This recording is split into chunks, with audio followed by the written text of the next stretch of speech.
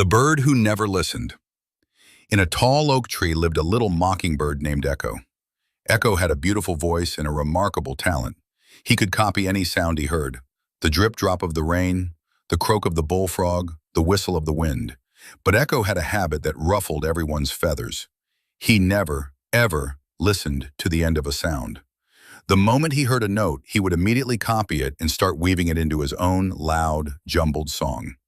"Listen to my song, it has everything in it," he would chirp proudly. At the base of the oak tree lived a wise old cricket named Maestro.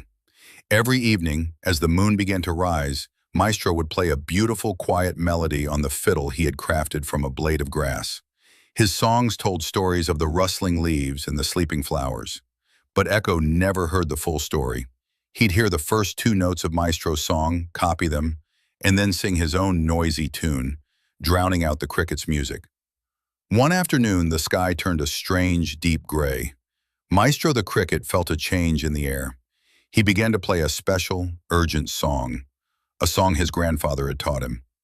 It was a tune that meant, "A big storm is coming. Everyone finds shelter now." He played the warning song, sharp and clear.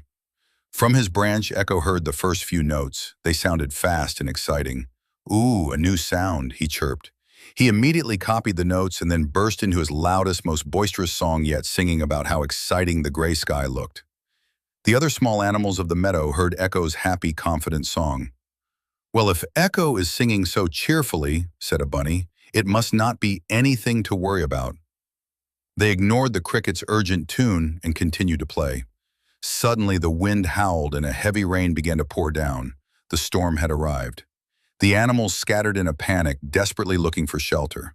Echo was knocked from his branch by a gust of wind and huddled, wet and frightened, under a large mushroom. The world was loud and scary, and for the first time, he was silent. When the storm finally passed, a dripping and humbled Echo hopped to the base of the tree. Maestro was quietly tending to his wet fiddle. "I'm sorry," Echo whispered. "I didn't listen. I was so busy singing I didn't hear what you were trying to say." Maestro looked up and gave a kind nod. That evening, he began to play a slow, gentle song about how the storm had passed and how the thirsty flowers were now happy. Echo sat silently on his branch. He didn't copy the first note. He listened. He listened to the whole beautiful, quiet song from beginning to end. It was the most wonderful story he had ever heard. He learned that day that having a voice is a gift, but the art of listening is a superpower. And that's the end of this adventure, but a new one is always just around the corner.